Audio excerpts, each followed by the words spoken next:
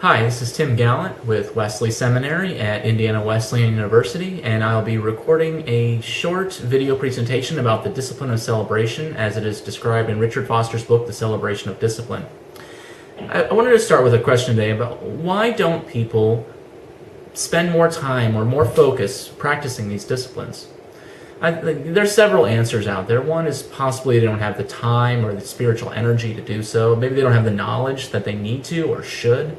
Perhaps they don't necessarily want to live the disciplined life. They don't see a value in these kind of spiritual disciplines. And I think one of the main reasons, maybe one of the reasons that I've had in my own life about not practicing these disciplines, is that we don't see that it's a source of joy. We don't see that it's a pursuant of happiness in our lives. We run away from discipline. We don't run toward discipline in our life. So I think that negative connotation is one of the reasons people don't practice spiritual disciplines. Foster, in this last chapter, chapter 13, describes the fact is that these spiritual disciplines are actually a unifying factor that help us bring all the spiritual disciplines together and be able to practice them in such a way that bring about joy and bring about strength to continue in the practice of spiritual disciplines. People might run away from spiritual disciplines, but as Foster details in this chapter, they don't run away from joy. They don't run away from the things that make them happy. They run towards them. They might even run toward things that bring about a false joy. For instance, people might run toward worship services that they think cause them to be happy. They run toward a certain type of worship music or a certain type of fellowship. And these things in and of themselves can't bring us joy. Think about ourselves in the American context.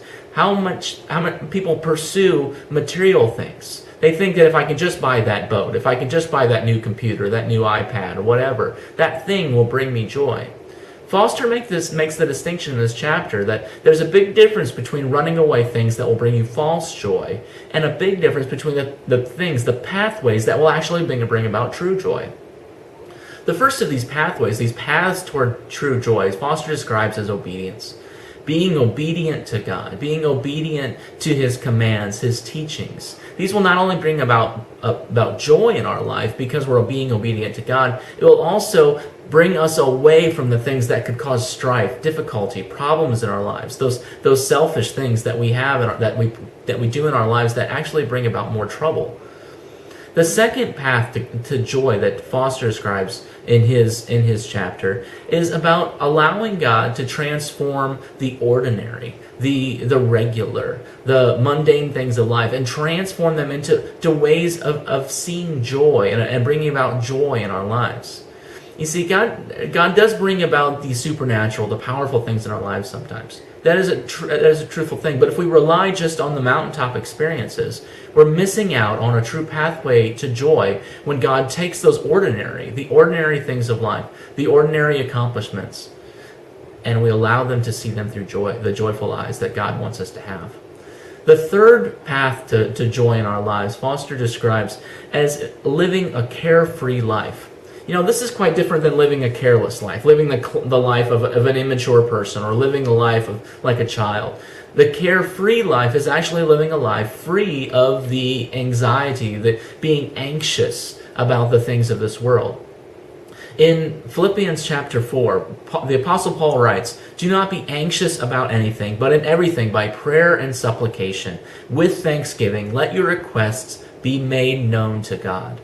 He's bringing about a dynamic here, saying that in living a life free of anxiety, there's the aspect of trust and there's also the aspect of prayer. Bringing these two things together in thanksgiving, in our prayer, this is a way to live a life free of anxiety. Jesus himself says in Matthew 6, "Therefore I tell you, do not be anxious about your life, what you will eat or what you will drink, nor about your body, what you will put on. Is not life more important than food, and the body more than clothing?" These verses tell us about the dynamic between trusting God and living a life of prayer. These things put together help us to live a life free of anxiety. But Foster points out that there's a third dynamic here that must be present for us to live with joy. We can live with trust and we can live with prayer, but being connected to the world around us allows us to live this carefree life free of anxiety.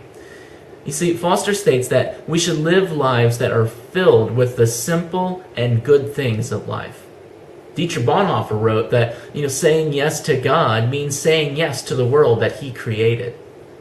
See, in these things, living a life full of trust and prayer is brought together through living a life that is joyful in the things that God has provided in our lives, the good things of this world around us.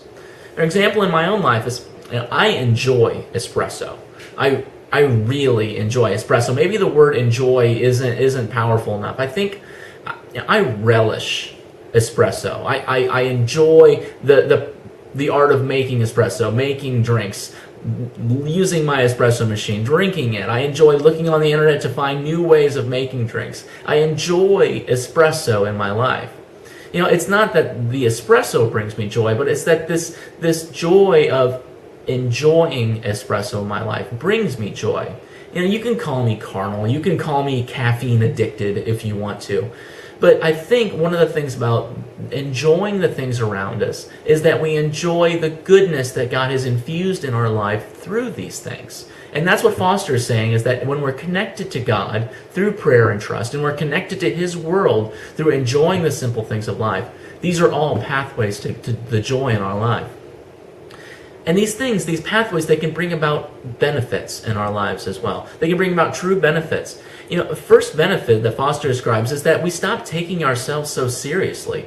We can cultivate an appreciation for the things of life, and then we stop looking at our lives and our responsibilities and our ministries in such a serious manner. Not that we should avoid them or not give them the importance that they have, but we shouldn't overly value them that it causes us to gain our identity from them. We should gain our identity from being connected with God and connected to the world around us, not just through the ministries that He allows us to do. And if we have a right perspective of joy in our lives, then we have a perspective of the things that possibly can cause problems. And this is the second benefit, that when we stop giving overvalue to the responsibilities we have, when we start having experienced joy, it's a way that we can ward off depression and sadness in our lives.